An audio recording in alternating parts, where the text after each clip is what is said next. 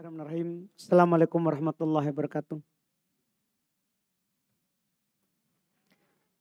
Innal hamdalillah nahmaduhu wa nasta'inuhu wa nastaghfiruh wa na'udzu billahi min syururi anfusina wa min sayyiati a'malina. May yahdihillahu fala mudhillalah wa may yudlil fala hadiyalah. Asyhadu an la ilaha illallah wahdahu la syarikalah wa asyhadu anna Muhammadan abduhu wa rasuluhu sallallahu ala nabiyina Muhammadin wa ala alihi wa ashabihi wa man tabi'ahum bi ihsan ila yaumiddin. Amma ba'd. Al-ikhwan wal akhwat, kaum muslimin wal muslimat, jamaah salat maghrib rahimani wa rahimakumullah. Alhamdulillah, tentunya kembali kita bersyukur kepada Allah Subhanahu wa taala yang telah memberikan nikmat kepada kita sampai di hari ini. Kita masih tetap melanjutkan kajian fikih matan Abi Syuja fil Fiqhi Asy-Syafi'i karya Al-Qadhi Abu Syuja rahimahullahu ta'ala. Alhamdulillah, di malam hari ini adalah pertemuan pertama dalam kitab As-Shalah. Di pekan yang lalu, alhamdulillah, kita sudah selesai dari pembahasan kitab Thaharah, kitab tentang Thaharah. Di malam hari ini, alhamdulillah, kita mulai membahas solat. Dan inilah yang menjadi pokok kenapa kita bahas Thaharah. Thaharah itu hanya masuk karena dia merupakan syarat sahnya solat. Ini inti dari pembahasan. Ini adalah inti dari pembahasan. Kata Al-Imam Abu Syuja rahimahullah, Kitabus Shalah, kitab tentang solat. Solat secara bahasa adalah bermakna ad-doa, ad-doa. Doa dalam bahasa kita. Itu kalau diterjemahkan secara bahasa. Misalnya Allah Subhanahu wa taala berfirman kepada Nabi kita Muhammad sallallahu alaihi wasallam, "Wa sholli alaihim fa inna sholataka sakanan lahum." Fa inna sholataka sakanun lahum. Solatlah atas mereka. Itu untuk mereka. Karena solatmu adalah ketenangan untuk mereka. Solat di sini bukan bermakna Nabi solati, itu kalau sudah meninggal. Solat di sini Allah perintahkan nabinya doakan mereka. Orang-orang yang beriman. Karena doamu adalah ketenangan untuk mereka. Jadi makna solat dalam ayat ini adalah ad-du'a. Itu arti dasar daripada solat. Adapun solat secara syar'i, kalau disebut solat, maka maksudnya adalah af'al wa aqwal. Muftatahatin bit takbir wa muqtatamatin bit taslim. Solat secara syar'i adalah perbuatan dan ucapan yang dibuka dengan takbir, ditutup dengan salam. Itulah solat. Awalnya takbir, akhirnya salam. Di dalamnya ada ucapan dan ada perbuatan. Nanti kita akan jelaskan apa saja perbuatannya dan apa saja ucapan yang diucapkan dalam solat.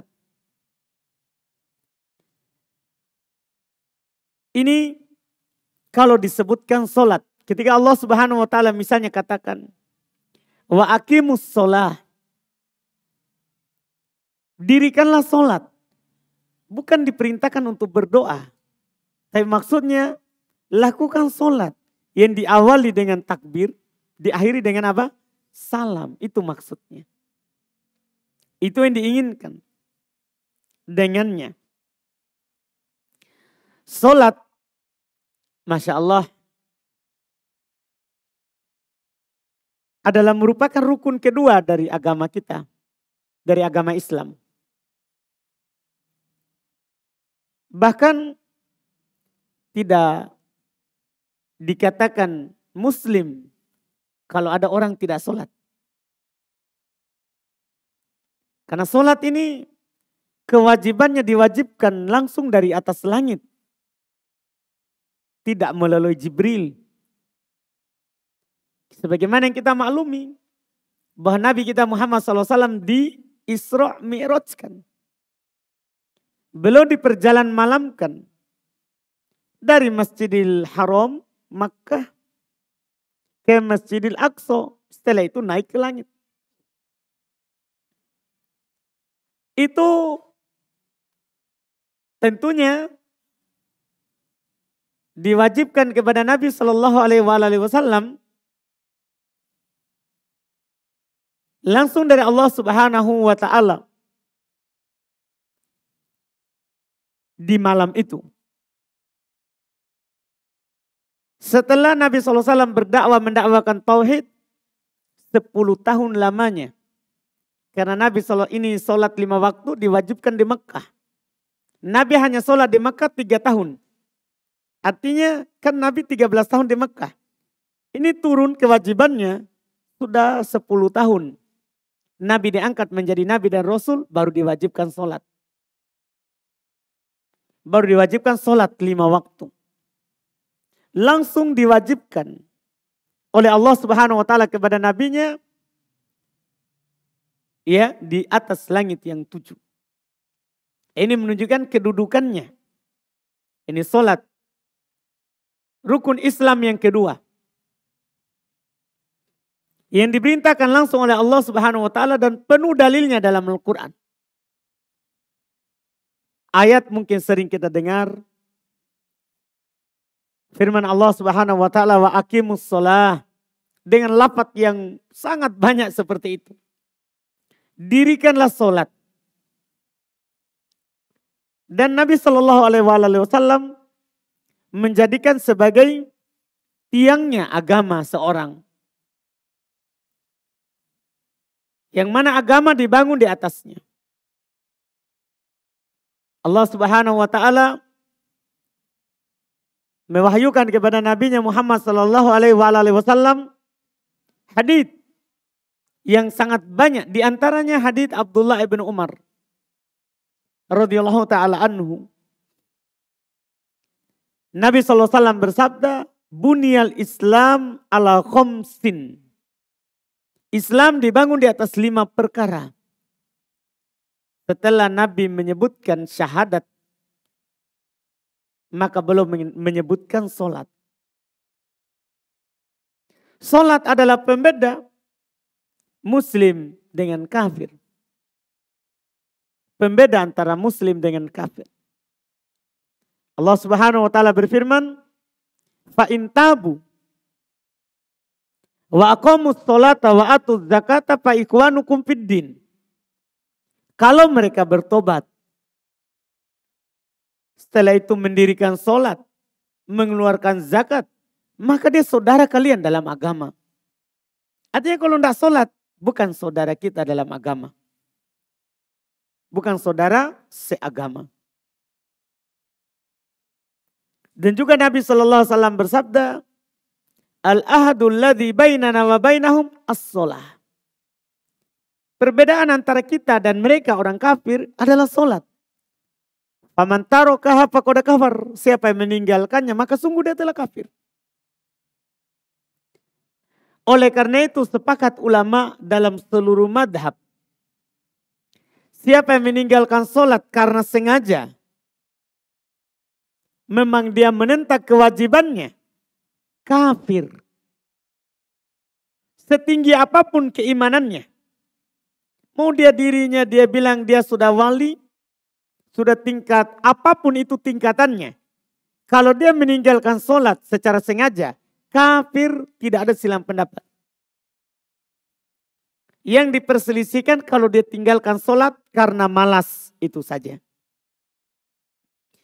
Kalau ada seorang meninggalkan sholat karena malas sholat, ini sepakat kalau dia telah jatuh dalam dosa besar. Tapi apakah kafir atau tidak? Kalau mayoritas berpendapat belum kafir. Pemerintah memintanya untuk bertobat. Kalau dia bertobat, alhamdulillah diterima. Kalau tidak, dibunuh oleh pemerintah karena murtad. Karena murtad. Itu urusannya dari pemerintah. Bahkan sebagian ulama memandang kafir karena ini bermudahan dengan rukun Islam yang kedua.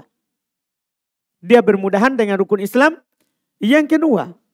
Seperti Syekhul Islam Ibn Taimiyah rahimahullah, belum lebih condong kepada pendapat yang mengkafirkannya. Karena tidaklah dia malas melakukannya, kecuali pasti tidak ada keyakinan dari dalam hatinya bahwa itu adalah wajib baginya. Ini masalah bukan perkara kecil meninggalkannya. Ini hukumnya di dunia. Di akhirat, sholat ini adalah penentu amalan kita. Dari amalan-amalan Islam yang pernah kita lakukan. Iya. Dalam hadits Anas bin Malik radhiyallahu taala anhu, Nabi sallallahu alaihi wasallam beliau tegaskan, awwalu ma yuhasabu bihil abdu yaumal qiyamah as-shalah. Fa in sholahat sholaha sa'iru amali. Wa in fasadat fasada sa'iru amali. Kata Nabi kita Muhammad SAW, yang pertama nanti akan dihisap seorang hamba pada hari kiamat adalah sholat. Kalau baik sholatnya, akan baik seluruh amalannya. Tapi kalau rusak sholatnya, maka akan rusak seluruh amalannya. Ada sebagian orang kadang berkata, yang penting hati baik, sholat itu kan gampang. Ini bahaya.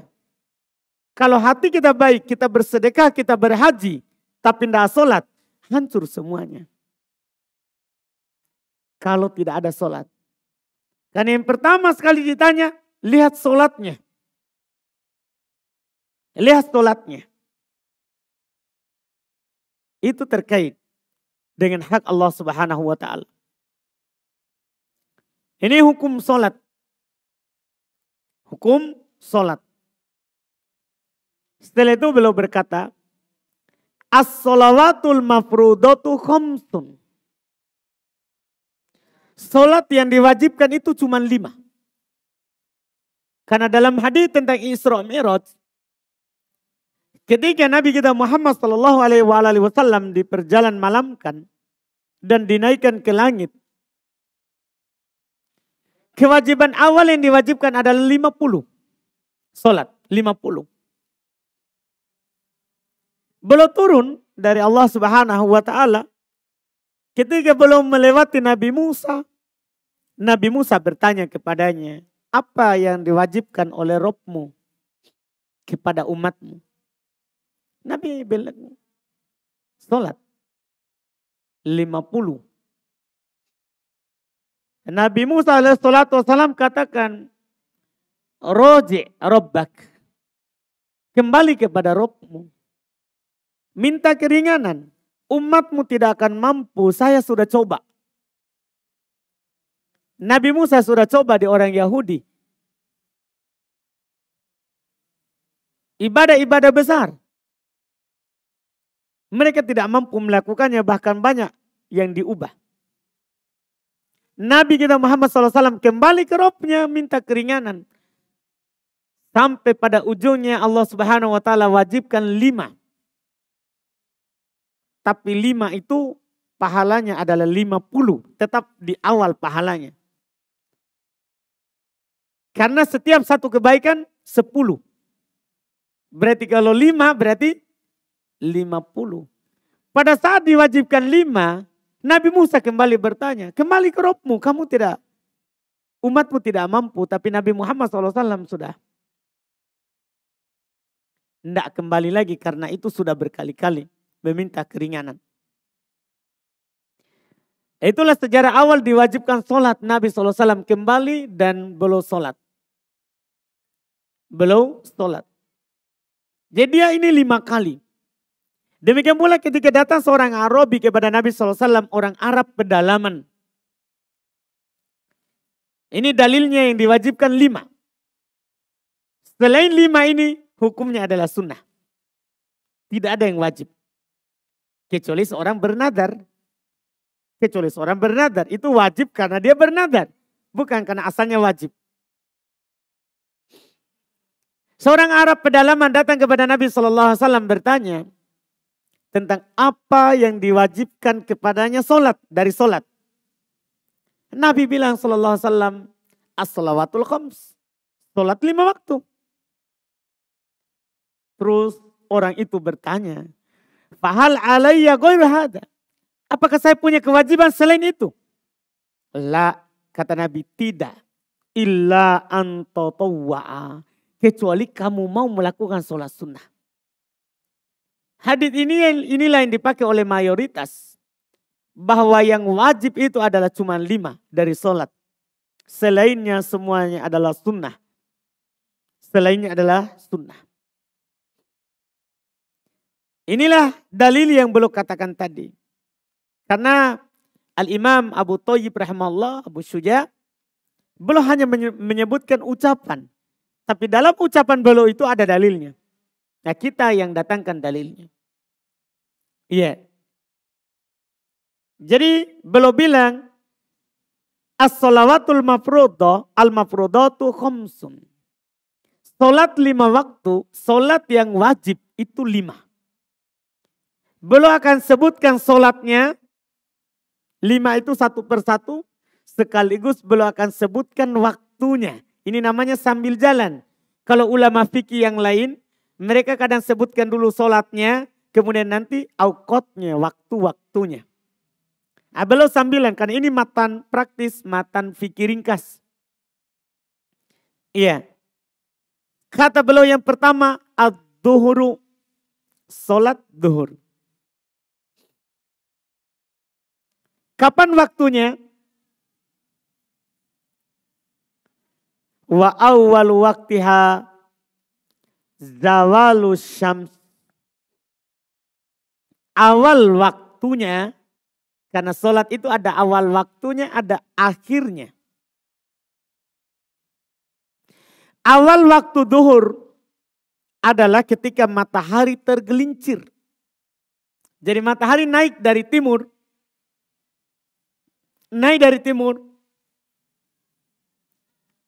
Bayangan kita kalau matahari masih naik, baru naik itu panjang. Makin tinggi mataharinya makin pendek bayangannya. Sampai nanti matahari pas di atas kepala kita, maka tidak ada bayangan di bawah. Itu waktu terlarang sholat. Waktu itu. Kita tidak punya bayangan, itu waktu terlarang. Tidak boleh sholat. Iya. Ketika sudah ada zawal, bayangan sedikit ke arah timur. Kan tadi bayangannya ke barat ketika matahari naik. Ketika tidak ada bayangan, itu tidak boleh sholat. Setelah itu muncul bayangan sedikit ke timur. Berarti matahari sudah tergelincir. Sudah tidak di atas kepala lagi. Disitulah awal waktu zuhur. Itu caranya.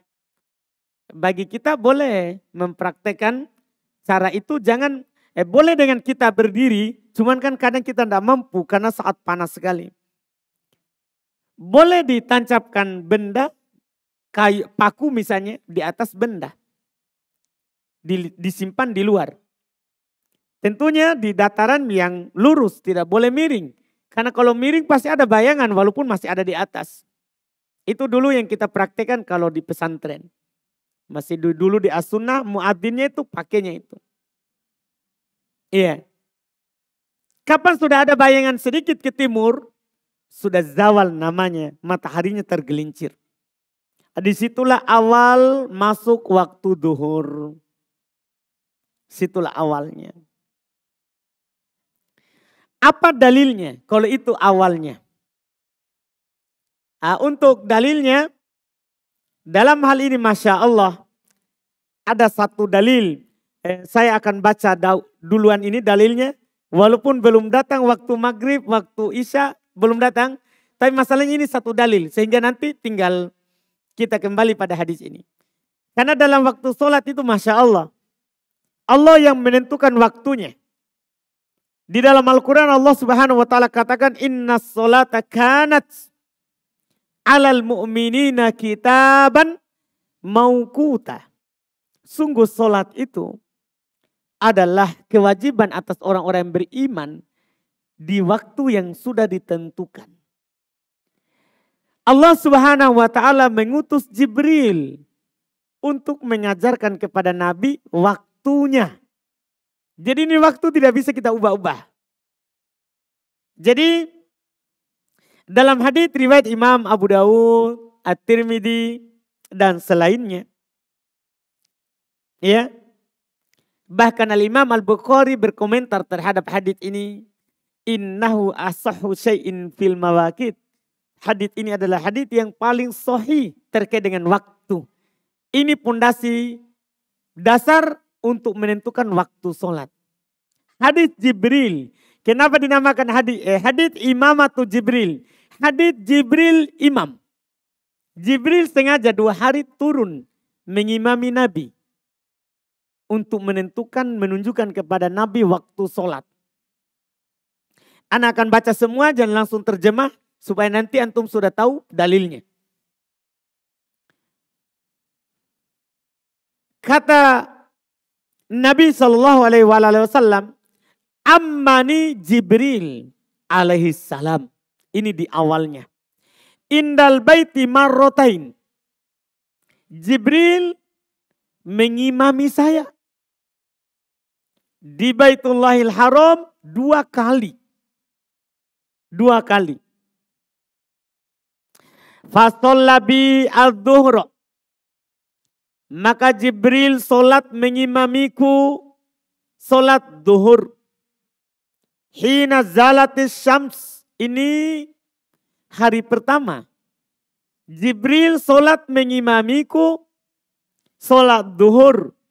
Ketika matahari tergelincir. Wa kanat qadras syiraq. Adalah sekadar tali sandal. Sekadar sandal ukurannya tergelincirnya. Ya, sandal kita itu kadarnya, yang penting ada bayangan ke timur.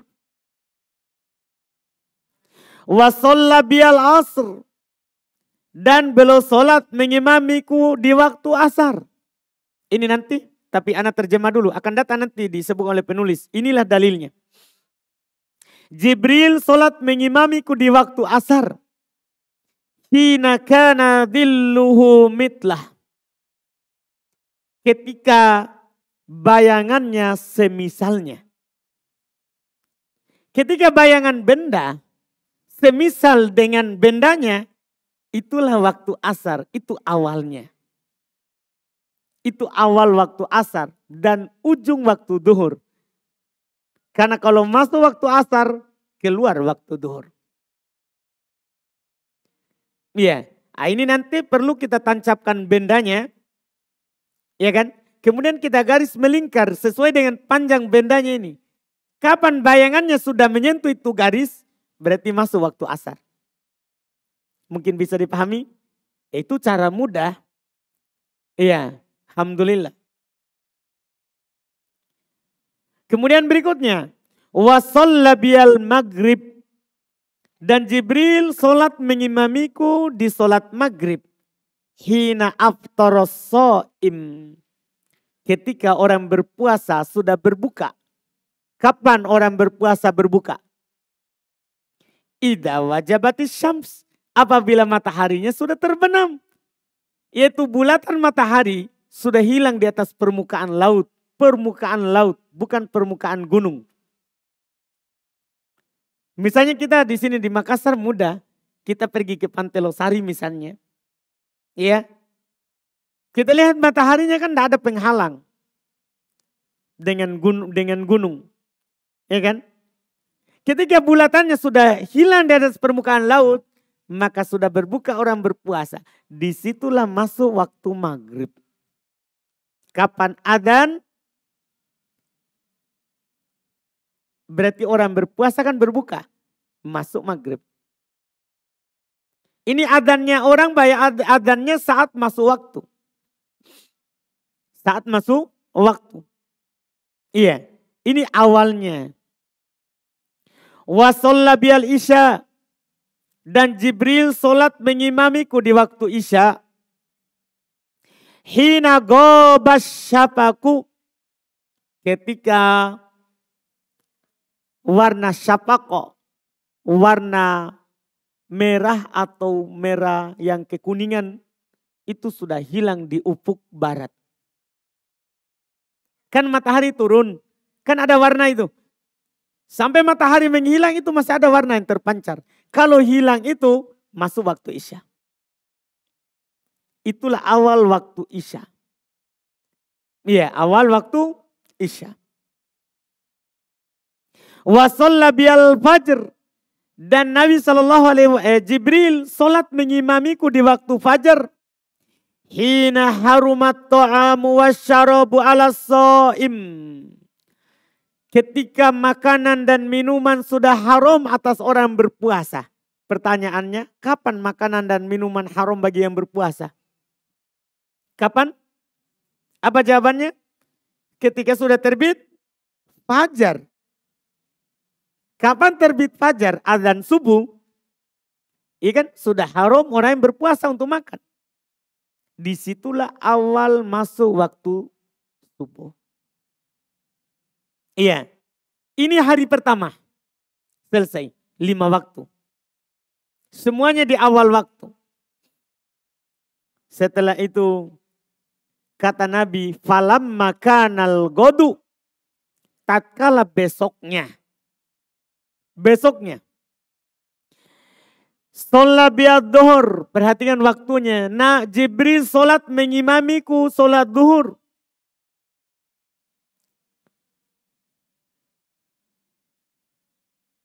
Kana dhilluhu hina kana dhilluhu mitlah.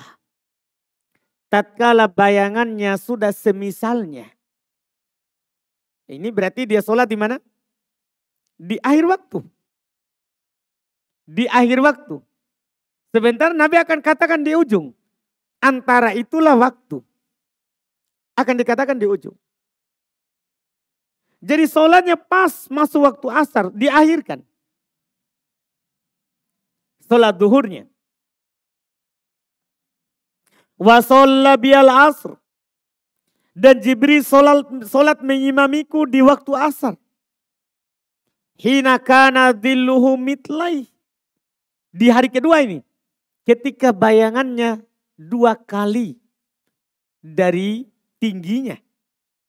Asalnya misalnya anggaplah tinggi bendanya 10 cm. Kalau sudah menjadi 10 bayangannya itu kan awal waktu asar. Akhir waktu duhur. Kalau sudah 2 kali berarti 20 panjangnya. Maka itulah sholat yang kedua. Setelah itu namanya waktu darurat. Karena waktu asar nanti terbagi 2. Ada waktu darurat, ada waktu boleh, waktu pilihan. Waktu pilihanlah ini. Mulai dari bayangan benda sama dengan bendanya. Sampai 2 kali lipatnya. Itu waktu pilihan sholat asar. Setelahnya itu waktu darurat. Bagi perempuan yang baru suci dari haid. Baru suci dari nifas. Laki-laki ya ketiduran. Itu sudah waktu darurat. Kita akan jelaskan nanti di ucapan penulis. Ini waktu sholat asar. Yang kedua. Wa sholla biyal maghrib. Hina abtaros so'im. Dan Nabi Jibril sholat mengimamiku maghrib. Sama ketika orang berpuasa berbuka. Karena waktu maghrib pendek. Jadi di satu waktu maghrib itu sekadar 3 rakaat sama 2 rakaat sebelumnya. Pendek waktu maghrib. Kenapa kita bilang sekadar 3 rakaat dengan 2 rakaat sebelumnya? Karena Nabi menganjurkan, nanti akan datang juga pembahasan kita. Nabi menganjurkan untuk sholat sunnah sebelum maghrib. Sebelum adzan.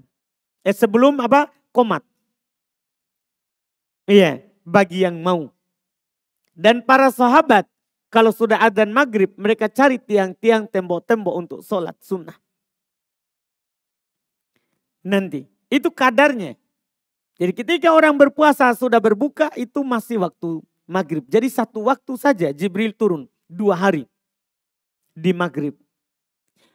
Wa sholla bial isya. Kemudian Jibril sholat mengimamiku sholat isya. Ila thuluthil lailil awal, sampai 1/3 malam pertama. Jadi awalnya kan ketika warna di ufuk timur, ufuk barat sudah hilang. Kapan akhirnya? Ini waktu pilihan maksudnya. Sampai 1/3 malam pertama. Karena Nabi pernah akhirkan. Setelah itu namanya waktu darurat. Bagi orang-orang yang punya udzur. Bagi orang-orang yang punya udzur. Nanti kita akan jelaskan sampai ujungnya, daruratnya sampai subuh. Sampai subuh. Wa shalla bial fajr fa'asfar. Masya Allah. Kemudian Jibril sholat mengimamiku di sholat subuh sampai terang. Tapi bukan belum matahari belum naik di atas permukaan laut. Tapi sampai terang. Awal waktunya tadi pas orang sudah tidak boleh makan dan minum. Ini waktu kedua. Sampai terang. Summal tafata ilayya wa qala.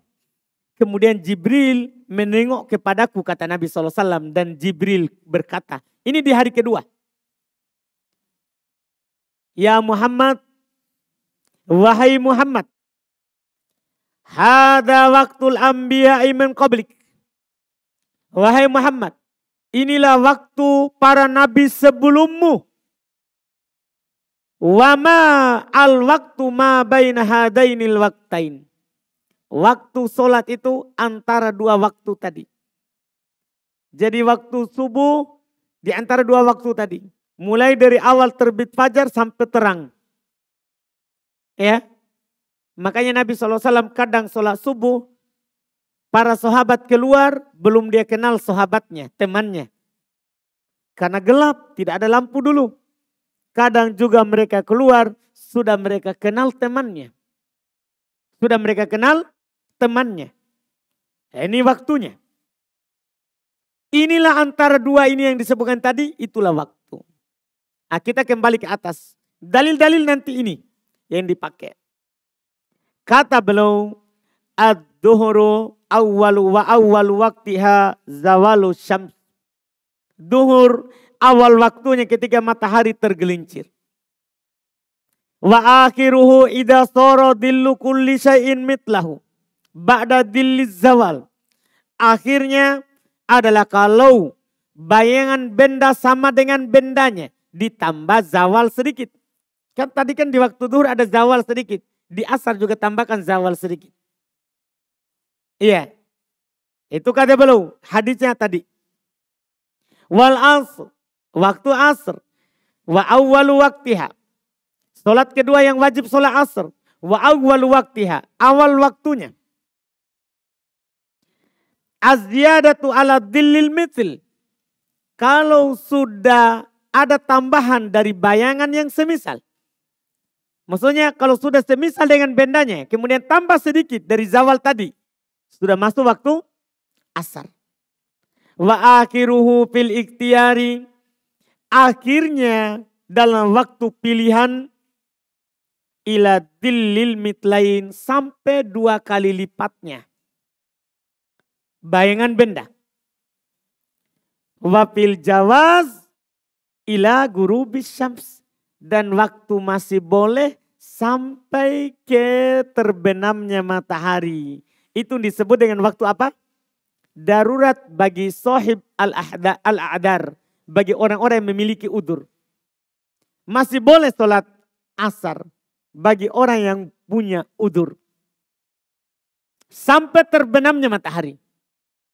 Wal maghribu, sholat yang ketiga yang wajib sholat maghrib. Wa waktuha wahid, kata penulis waktunya satu. Sholat maghrib waktunya satu. Wa huwa ghurubus syams, yaitu terbenamnya matahari. Karena Jibril hari pertama terbenam matahari, hari kedua terbenam matahari. Itulah waktu maghrib. Wal isya, sementara sholat berikutnya yang wajib yang keempat adalah sholat isya. Wa awwalu waktiha, awal waktunya. Ida gobas syafaqul ahmar, langsung lebih jelas. Apabila cahaya yang merah, yang warna merah di ufuk barat, sudah hilang. Sudah hilang. Wa akhiruhu fil ikhtiari, akhir waktunya dalam waktu pilihan. Ila thuluthil lail, sampai sepertiga malam pertama. Untuk membaginya, antum hitung waktu masuk maghrib. Sama masuknya waktu subuh. Berapa jam misalnya maghrib jam berapa? Jam 6:30 anggaplah. Anggaplah. Ya, kita anggaplah hitung yang genap. Anggaplah jam 6, jangan waktu sekarang. Kita cuma mencontohkan. Anggaplah waktu maghrib jam 6. Waktu subuh jam 5. Berapa jam itu? Jam 6 sampai jam 5. Baru bagi 3. Hasilnya itulah waktu pilihan untuk waktu sholat isya. Itu cara menghitungnya. Iya, itu waktu pilihan. Wafil jawaz, adapun waktu bolehnya. Bagi orang-orang yang memiliki udzur. Misalnya dia sholat maghrib, ketiduran. Ya, setelahnya. Atau seorang perempuan, suci dari haid, suci dari nifas. Ya, waktu bolehnya ila tulu'il fajri tani, sampai terbit fajar kedua. Terbit fajar kedua maksudnya subuh. Itu waktu bolehnya. Ketika seorang suci dari haid, misalnya seorang perempuan. Jam 3 malam dia bangun, dia periksa suci. Wajib dia mandi, kemudian dia sholat isya. Dia sholat isya. Iya. Ini ketentuan karena waktu bolehnya bagi orang yang darurat itu sampai terbit fajar yang kedua. Ini waktu. Ada dalil juga yang boleh kita pakai. Ini kan kita pakai hadis Jibril. Khusus waktu isya boleh sampai tengah malam waktu bolehnya. Boleh sampai tengah malam. Apa dalilnya? Kita berdalil dengan hadis riwayat Imam Muslim. Riwayat Imam Muslim. Dari Abdullah ibn Amr radhiyallahu taala anhu. Nabi sallallahu alaihi wasallam bersabda, "Waktul isya ila nisfil lail." Waktu isya sampai tengah malam. Waktu isya sampai tengah malam. Artinya tinggal dihitung tadi. Dari jam segini sampai jam segini tadi bagi 2. Itulah waktu isya, waktu pilihan. Setelah itu disebut dengan waktu apa? Darurat. Ini boleh kita tambah dengan 2 hadis ini jadi tersimpulkan. Waktu boleh sampai tengah malam. Waktu boleh sampai tengah malam. Ini Masya Allah yang disebutkan dalam hadis Nabi kita Muhammad sallallahu alaihi wa ala alihi wasallam. Iya. Wasubuh. Sementara waktu subuh ini yang terakhir. Dari solat yang diwajibkan adalah solat subuh. Waktunya kata beliau wa awwalu waktiha tulu'ul fajri. Dan awal waktunya terbitnya fajar. Hadits dalam hadits Jibril. Hadits Jibril. Wa akhiruhu fil ikhtiar. Akhir waktu subuh dalam waktu pilihan. ilal isfar, sampai terang. Wafil jawaz, dan waktu bolehnya ila tulu'i syams, sampai terbit matahari. Jadi subuh juga ada dua waktu. Ada waktu pilihan dan ada waktu boleh. Waktu darurat. Waktu pilihan dari gelap terbit fajar sampai terang. Sebelum ya tentunya matahari masih jauh dari di bawah permukaan laut.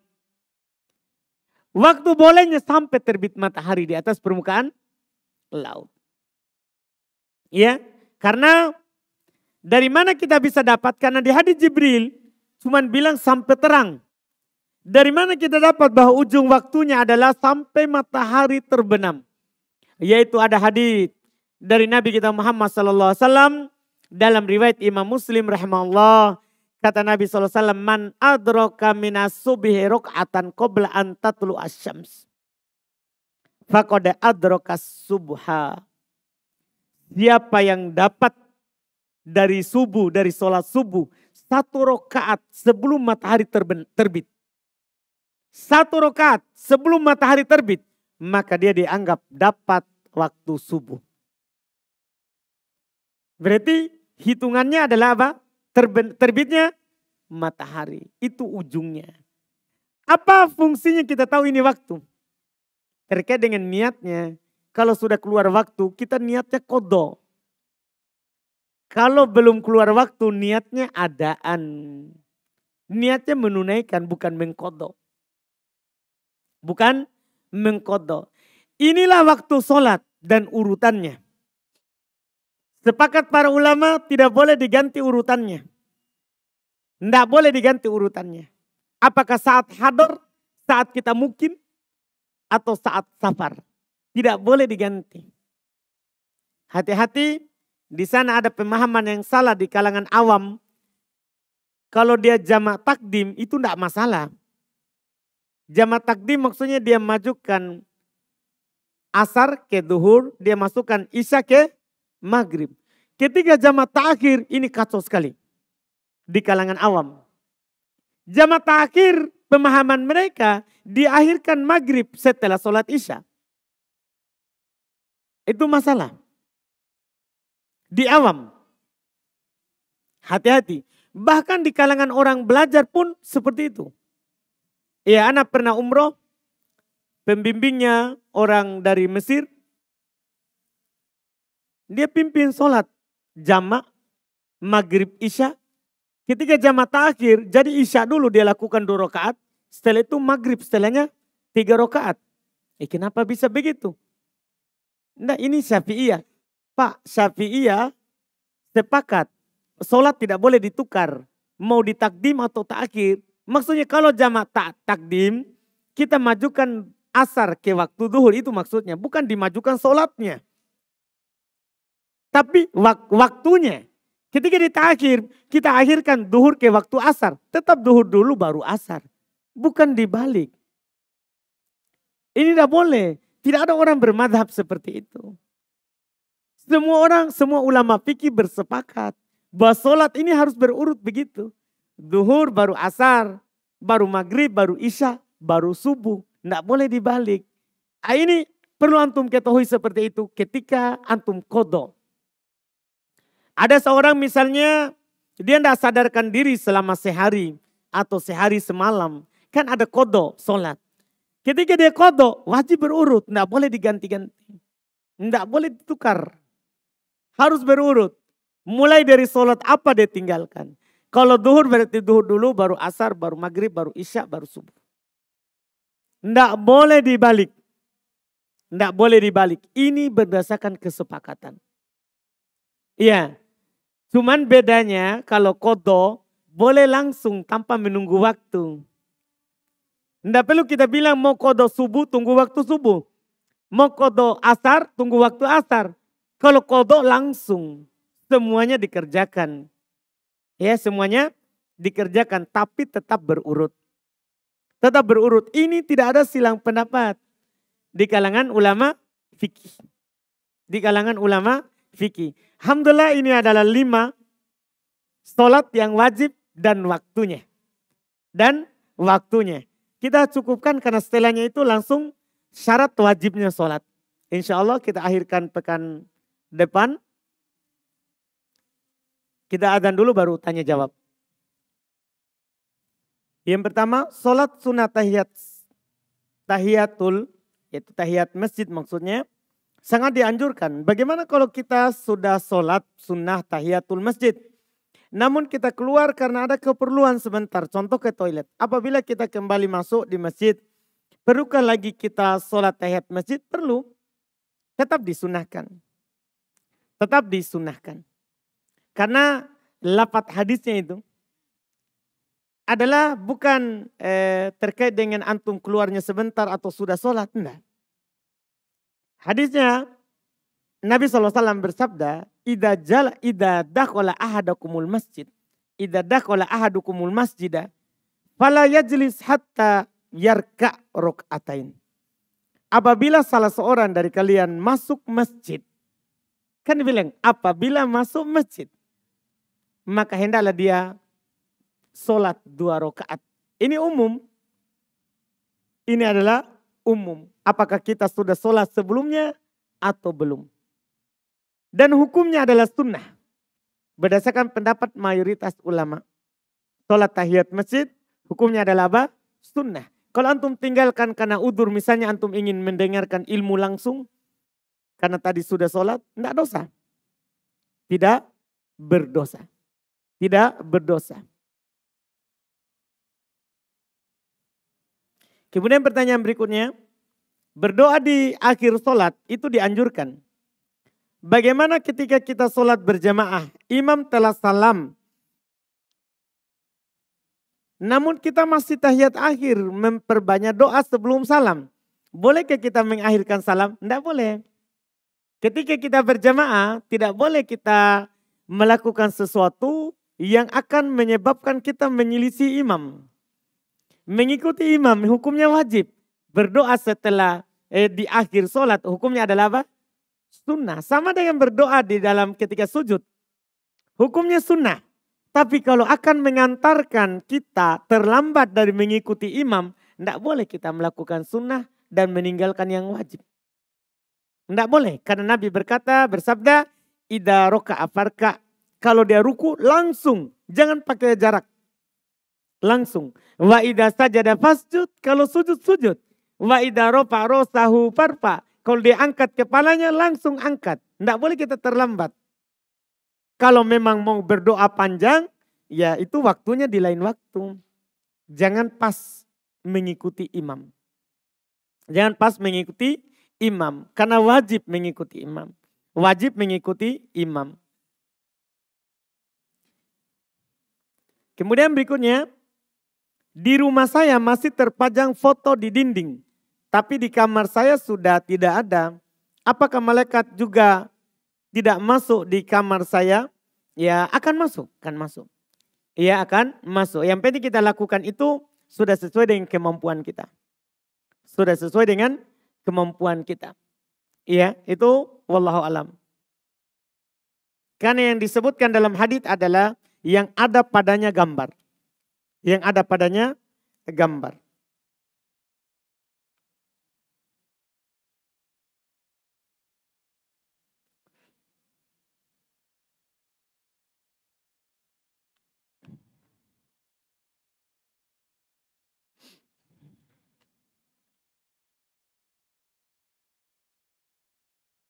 Ini ada pertanyaan.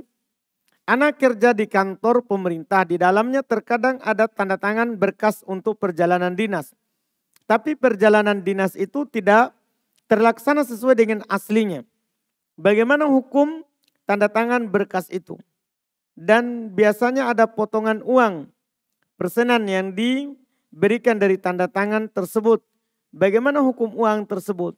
Terkadang uang dari tanda tangan berkas tersebut dikumpul oleh bos untuk dibagikan ketika hari raya seperti THR, Lebaran, Tahun Baru dan lain-lain.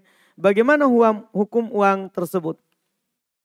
Apa hukumnya uang yang diberikan oleh rekanan yang kerjasama dengan kantor tempat anak bekerja? dengan alasan kita sudah membantu menyelesaikan berkas-berkasnya. Iya. Untuk yang pertama itu masuk dalam uang syubhat kalau kita memang ya dikasih tapi tidak kerja. Kalau uang syubhat begitu, kita jangan makan. Kita kasih ke orang miskin atau kasih ke kebutuhan umum. Kita kasih ke orang miskin atau kita kasih ke kebutuhan umum dengan niat berlepas dari uang syubhat, bukan niat sedekah. Bukan niat sedekah. Iya. Kalau untuk pertanyaan kedua, itu dikhawatirkan sogok, kita jangan terima. Itu dikhawatirkan sogok, kita tidak boleh menerimanya.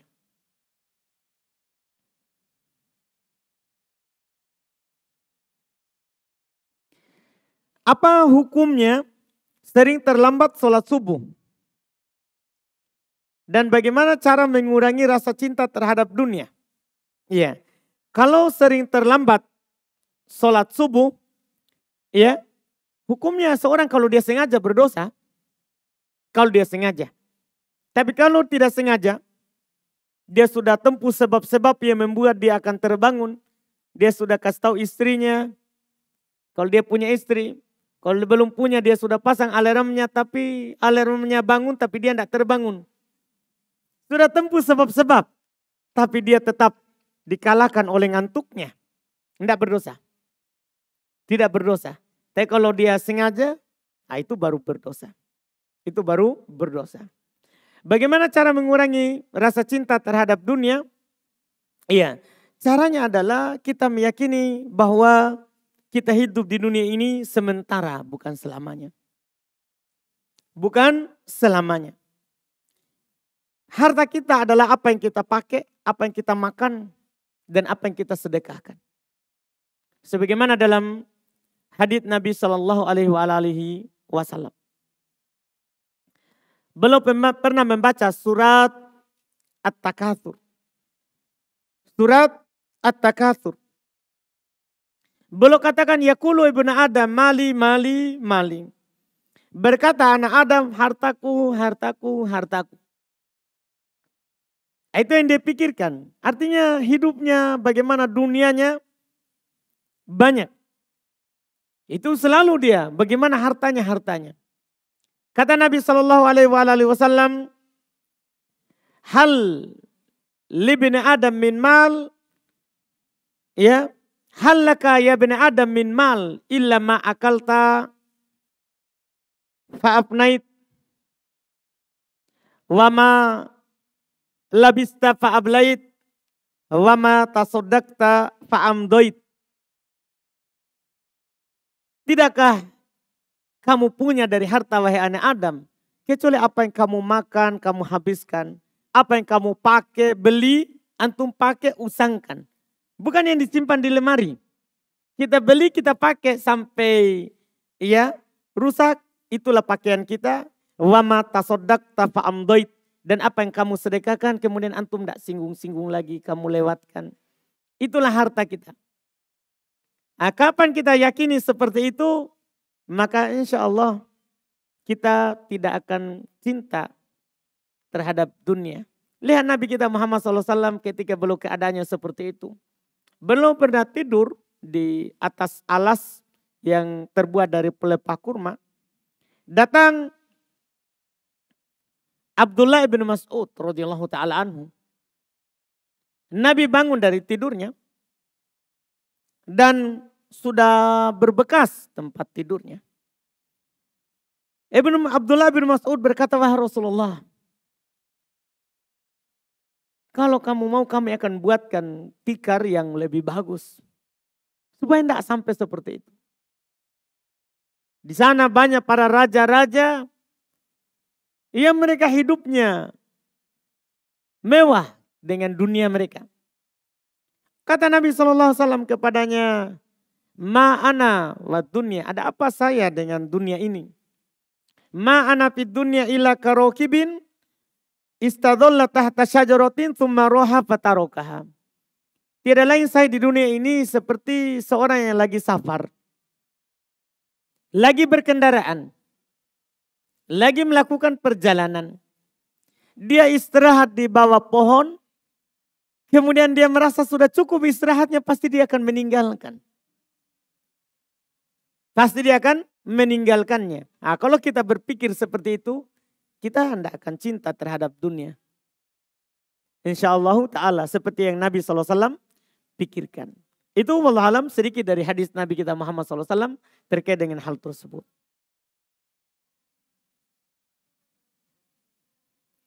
Apa hukum suami istri berhubungan badan tanpa menggunakan selimut? Apakah harus menggunakan selimut? Ya, kalau dalam kamar tak berdua, ya tidak ada masalah. Tidak ada harus menggunakan selimut. Kecuali lagi haid, baru pakai sarung. Kalau tidak lagi haid, bebas. Itu adalah kebun kita. Silakan bercocok tanam. Iya, silakan bercocok tanam. Tidak ada harus. Nabi SAW mendatangi istrinya kadang pada saat haid tidak pakai apa-apa.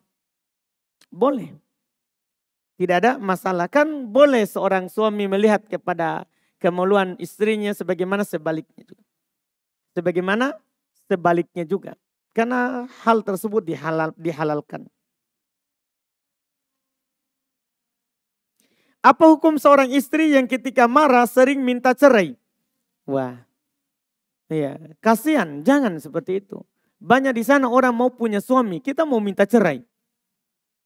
Iya, kita kira gampang itu dapat suami. Susah dapat suami. Susah, enggak mudah. Betul enggak? Betul. Iya, enggak mudah. Baik. Susah dapat suami. Jadi jangan bermudahan. Ya, untuk mau diceraikan. Kalau kita diceraikan, kita mau jadi istri keberapa?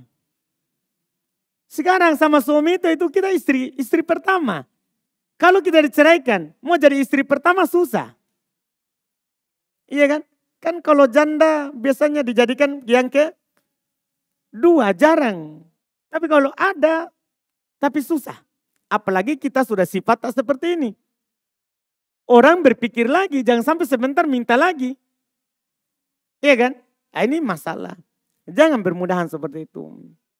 Jangan bermudahan seperti itu. Jangankan meminta cerai. Tidak ridho dengan usaha atau hasil dari suami, itu sudah berat terhadap perempuan. Ketika Nabi SAW menjelaskan, menyampaikan hadis bahwasanya kebanyakan penduduk neraka adalah perempuan, para sahabiat bertanya, kenapa bisa perempuan banyak penghuni neraka? Kata Nabi SAW diantaranya adalah yukfirna asyaka yakfurnal ashir. Mereka terlalu banyak mengeluh. Hasil suaminya tidak pernah disyukuri. Padahal suaminya sudah berjuang untuk mendapatkannya. Selalu dia kafir, ingkari.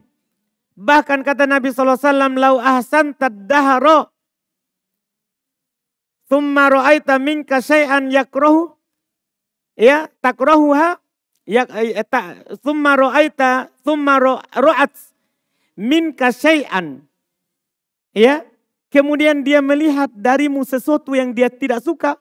Dia bilang, kata Nabi, kalau kamu berbuat baik kepadanya sepanjang masa, pokoknya siang malam siap antar jaga. Setelah itu dia melihat darimu satu keburukan, langsung dia bilang, kamu tidak pernah berbuat baik. Itulah perempuan.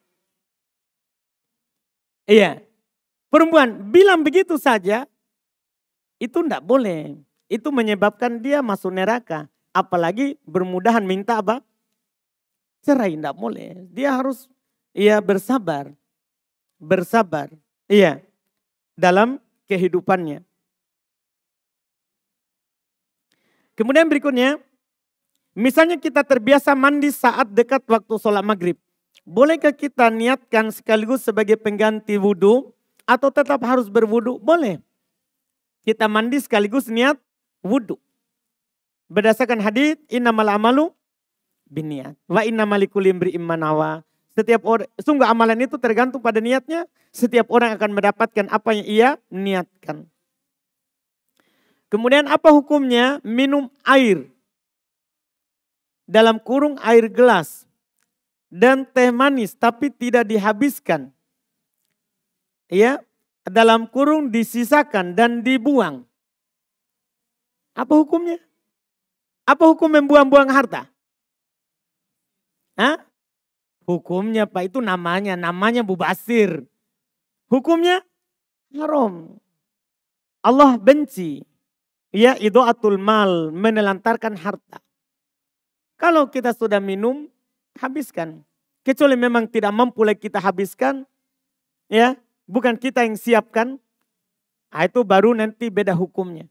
Kita pergi makan di warung pesan, ternyata ini porsinya lebih banyak dengan dari kebutuhan kita. Itu tidak ada masalah. Tapi kalau kita yang buat, harus kita habiskan. Nabi saja Masya Allah menganjurkan apabila makanan jatuh, kita disuruh pungut.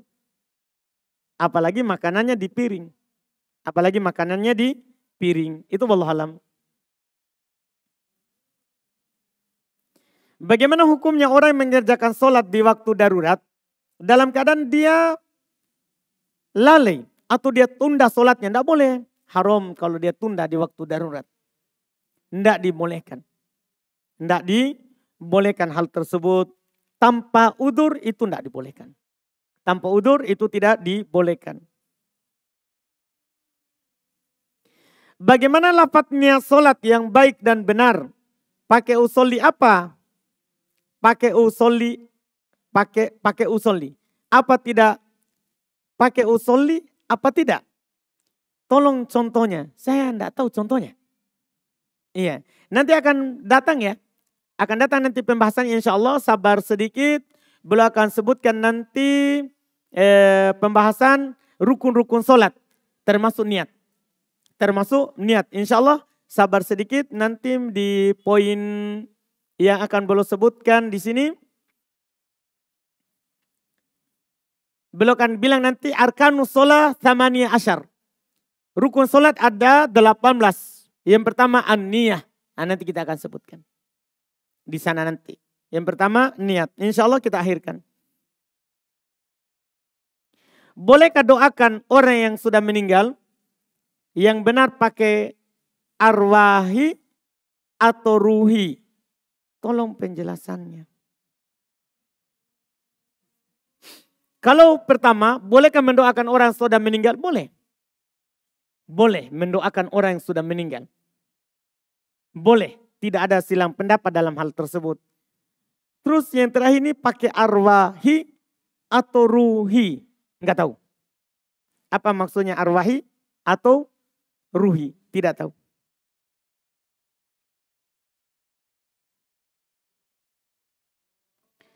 Ustadz, apa hukumnya orang yang terlanjur cicil rumah? Yang belakangan baru dia tahu ada akad ribanya. Ya kalau sudah seperti itu terlanjur. Ya mau diapa daripada hangus hartanya. Terlanjur hal tersebut. Yang salah adalah kalau kita sudah tahu baru kita mulai. Atau kita pura-pura tidak tahu. Sengaja tidak dibaca syaratnya. Tanda tangan saja. Nah itu salah. Itu tidak boleh. Allah Subhanahu wa taala berfirman, "Faman ja'ahu mau'izatun min rabbih fantaha falahu ma salaf wa amruhu ilallah." Siapa yang datang kepadanya nasihat yang mendalam dari Rabb-nya kemudian dia berhenti, baginya apa yang telah lewat. Wa amruhu ilallah, perkaranya kembali kepada Allah. Itu kalau kita lakukan tidak tahu. Adapun kita sudah tahu tidak boleh. Atau kita sudah tahu kemudian kita lakukan lagi tidak boleh. Karena Allah bilang waman ada faulaika ashabun nar. Siapa yang kembali setelah datang nasihat tadi, setelah tahu hukumnya, mereka lah penghuni neraka. Mereka lah penghuni neraka. Kalau sudah terlanjur ya bertobat saja, lanjutkan cicilannya daripada menghanguskan harta. Daripada menghanguskan harta. Itu kalau sudah terlanjur.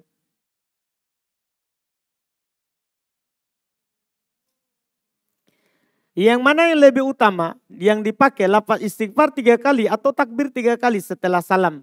Semuanya dipakai. Semuanya dipakai. Itu kan zikir-zikir setelah sholat.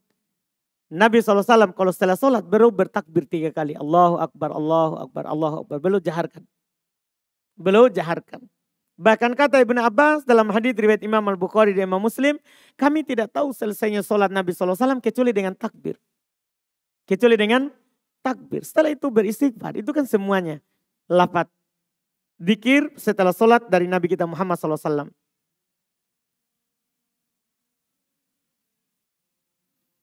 Bagaimana tata cara sholat yang dilakukan ketika perang sedang berkecamuk? Akan datang nanti sholat ketika saat perang. Pembahasannya.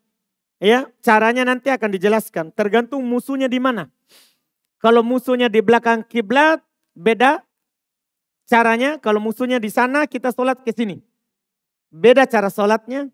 Kalau musuhnya di depan kiblat, beda cara sholatnya. Beda cara sholatnya. Akan datang nanti insya Allah.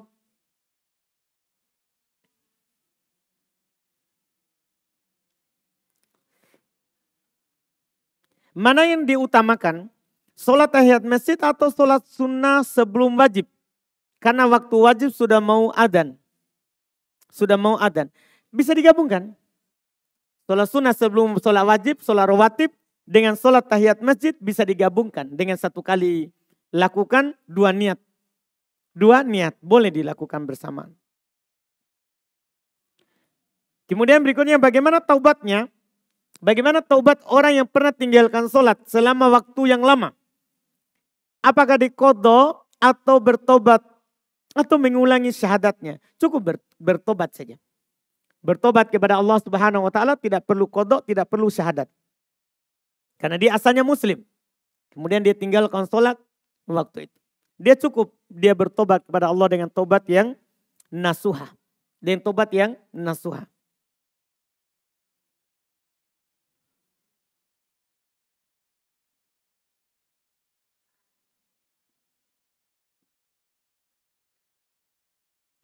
Saat kita hendak menuju tempat kajian di masjid, di waktu maghrib, tapi karena terlambat, masih ada 10 atau 15 menit waktu maghrib.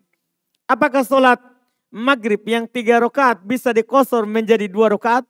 Tidak bisa, 1 kali pendapat. Tidak, sholat maghrib tidak ada dikosor, tidak.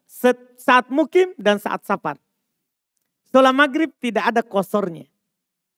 Saat mukim dan saat apa? Safar. Tidak ada. Iya. Kita lakukan saja. Sholat maghribnya 3 rakaat. Apa yang dilakukan makmum saat imam membaca surat setelah Al-Fatihah? Dan bagaimana pula seorang makmum jika berjamaah misalnya sholat duhur? Apakah membaca Al-Fatihah dan surat atau ayat sendiri atau cuman diam saja? Di sholat jahriyah, ya, makmum hanya diwajibkan membaca surah Al-Fatihah. Adapun setelah dia baca surah Al-Fatihah, dia mendengarkan imam. Dia mendengarkan imam membaca. Karena perintah umum. Wa idza quri'al Qur'an fastami'u lahu. Dan apabila dibacakan Al-Quran maka dengarkan. Kecuali Al-Fatihah. Karena Nabi bilang la taqra'u illa bi ummil kitab. Jangan baca kecuali Al-Fatihah. Adapun di sholat sirriyah, sholat duhur, sholat asar, kita baca Al-Fatihah dan baca surat setelah Al-Fatihah. Kita baca Al-Fatihah dan baca surat setelah Al-Fatihah. Tidak diam saja. Baik, pertanyaan berikutnya. Ada seorang ikhwan yang ingin mengajak ta'aruf. Tapi belum berbeda manhaj dengan anak. Belum menikah saja belum sudah melarang untuk tidak terlalu sering ikut kajiannya. Ya. Kajian apa ini? Katanya di rumah saja menemani anak-anak. Gimana cara belum menikah, belum punya anak, dia suruh menemani anak-anak. Sesekali saja ingin pergi kajian. Bagaimana cara yang menyikapinya? Ditolak langsung. Ditolak langsung. Jangan terima orang seperti itu. Jangan terima orang seperti itu. Orang kalau sudah belum apa-apa sudah larang dari berbuat baik, jangan diterima. Jangan diterima. Orang menikah itu kita butuh suami, kita menikah dengan seorang ya supaya dia kita mudah melakukan ibadah kepada Allah. Bukan dipersulit. Bukan dilarang. Bukan dilarang. Bahkan kalau seorang ikhwan itu bukan ustadz, kewajibannya untuk mengantarkan istrinya ke tempat pengajian. Karena wajib hak istri diajar oleh suami. Tapi kalau suaminya tidak bisa mengajarkan ilmu, wajib diantar ke tempat ilmu. Itu hak istri. Itu adalah hak istri kepada suaminya. Adapun belum apa-apa sudah begini, jangan. Jangan diterima yang seperti itu. Itu menunjukkan akhlaknya tidak bagus. Akhlaknya tidak bagus. Tidak cinta terhadap ilmu. Tidak cinta terhadap ilmu.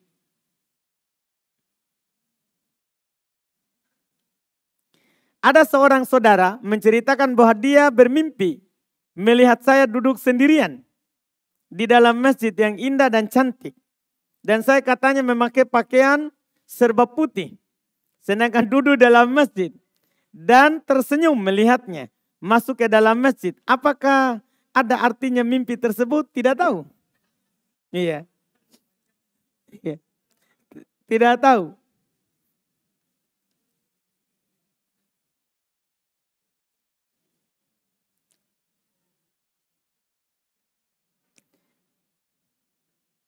Karena mimpi itu tidak harus semuanya ada artinya. Tidak harus semuanya ada artinya. Jadi tidak perlu kita tanyakan artinya. Kan disebutkan oleh Imam Ibnul Qayyim rahimallahu ta'ala, mimpi itu ada 3. Ada dari syaitan, ada dari Allah, ada dari bunga tidur. Ciri-cirinya dari syaitan kalau kita tidak baca ayat kursi. Sebelum tidur. Itu dari syaitan. Dari Allah kalau kita baca ayat kursi. Dan kita tidak hayalkan sebelum tidur. Bunga tidur kalau kita sudah hayalkan. Sebelum tidur kita hayalkan menikah. Dalam tidur menikah. Bunga tidur. Bunga tidur. Jadi tidak harus ada artinya. Tidak perlu kita setiap mimpi tanya. Setiap mimpi tanya. Iya, tidak perlu begitu.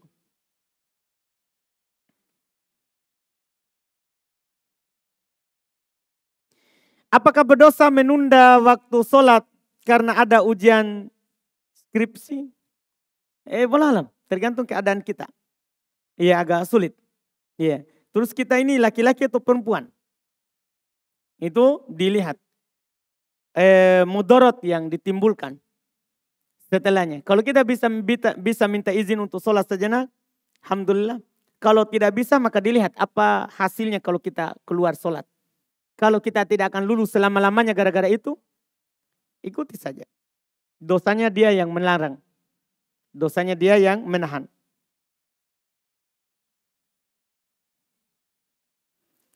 Apa yang harus dilakukan saat sementara sholat tiba-tiba ada kucing yang buang air di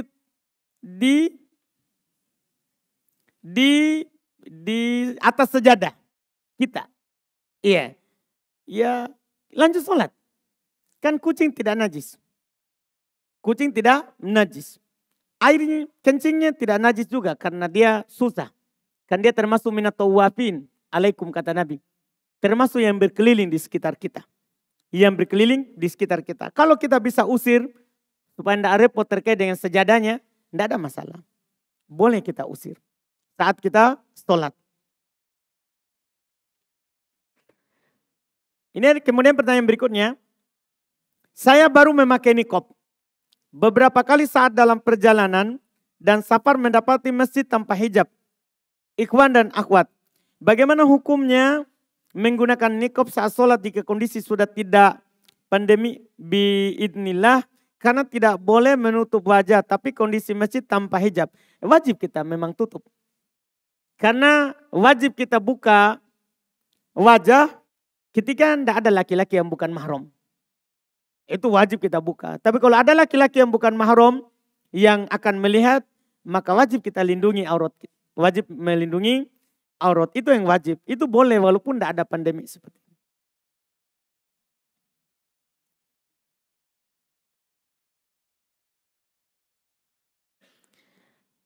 Apakah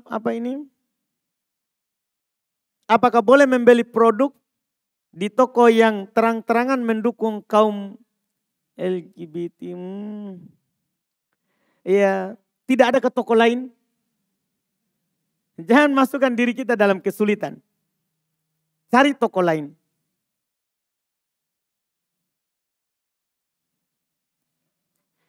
Ustadz, bagaimana posisi jari telunjuk saat kita selesai membaca doa tahiyat, tapi imam belum selesai? Kan kita masih berdoa. Kalau imam belum selesai, kita doa saja. Kan sebelum salam itu dianjurkan banyak berdoa. Selama kita berdoa, selama itu kita menunjuk. Selama itu kita menunjuk. Itu yang dilakukan. Apakah boleh memakai tas yang terbuat dari kulit babi? Tidak boleh. Karena tas itu kulit babi, dia tidak berubah dengan cara disamak. Dia tidak berubah dengan cara disamak. Tidak boleh kita pakai. Karena itu najis. Karena itu adalah najis. Iya. Bolehkah menjadikan aplikasi sebagai patokan waktu sholat? Karena waktu sholat di aplikasi sama dengan waktu adzan sholat yang ada di masjid. Boleh saja sebagai tanda saja, tapi tidak dikatakan itu sunnah pakai itu. Boleh sebagai pembantu saja. Sama dengan waktu sepanjang masa, seharusnya kan kita lihat matahari. Tapi waktu sepanjang masa itu boleh sebagai pendukung. Sebagai pendukung, kalau kita tidak bisa lihat matahari. Apakah sholat Jumat bisa diganti dengan sholat duhur? Kenapa kita ganti? Harus disebutkan alasannya. Apakah karena kita sakit tidak bisa ke masjid? Ya kan? Atau kita lagi musafir? Ya kan? Atau kita sebagai seorang perempuan?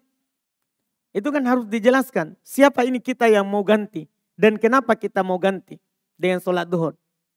Siapa yang punya pertanyaan? Ayo mengaku. Supaya ditahu. Oh dari akhwat. Baiklah. Oh kalau begitu akhwat ya. Kalau akhwat boleh. Kan dia tidak wajib sholat Jumat. Iya, akhwat tidak wajib sholat Jumat. Pertanyaan berikutnya.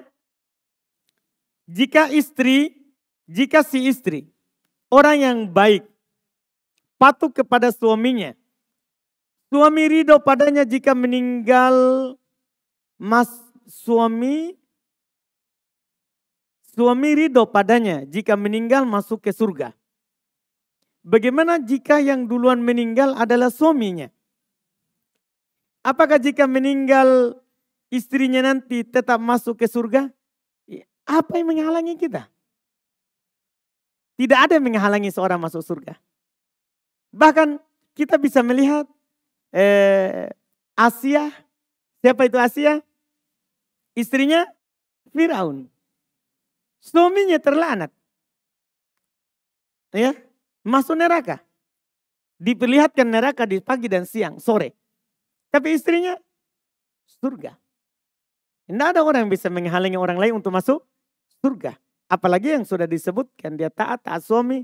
Cuman qadarullah suaminya meninggal duluan. Kalau dia tidak menikah, suaminya masuk surga, dia juga masuk surga. Tidak menikah setelahnya, maka dia akan sama suaminya di dalam surga. Karena seorang di surga itu istrinya di dunia akan menjadi istrinya di surga. Istrinya di surga kalau sama-sama taat. Kalau sama-sama taat.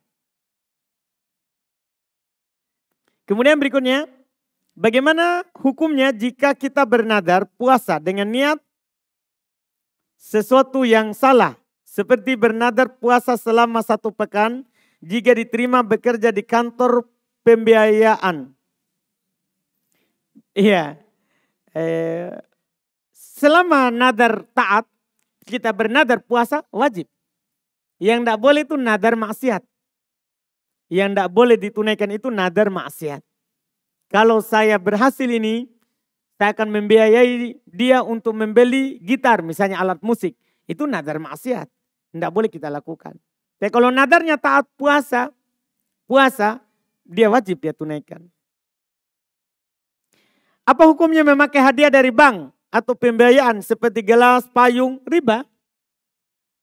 Kalau sebabnya kita menabung, kecuali kita langsung dikasih tanpa ada tabungan, dan itu tidak mungkin. Iya.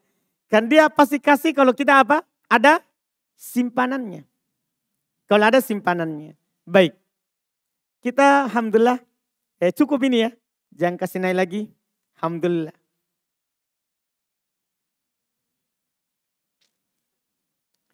Bagaimana hukum jasa badal haji atau umroh untuk orang yang sudah meninggal? Membayar sejumlah uang kepada yang akan mengumrohkan atau menghajikan. Boleh dengan syarat dia sudah pernah haji atau dia sudah pernah umroh. Tidak apa-apa, boleh haji badal. Boleh haji badal, tidak ada masalah, boleh hal tersebut.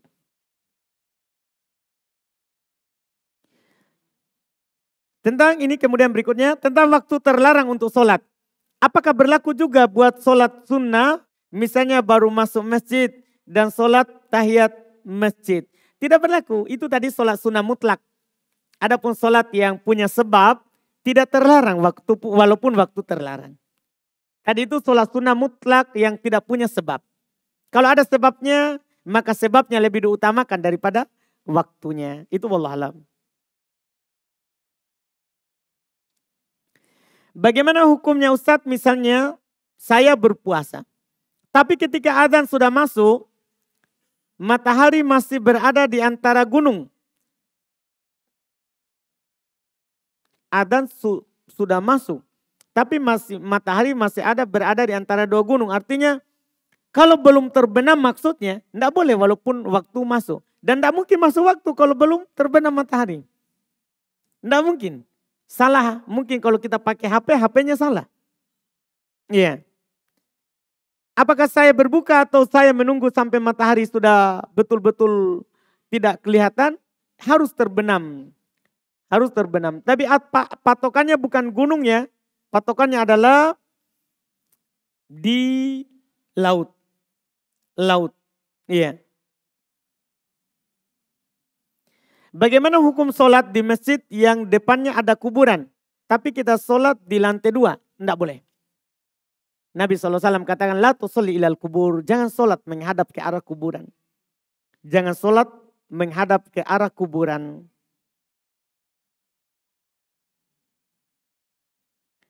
Bagaimana hukum seorang muslim berucap, mari kita berdoa sesuai dengan agama dan keyakinan kita masing-masing? Tidak boleh.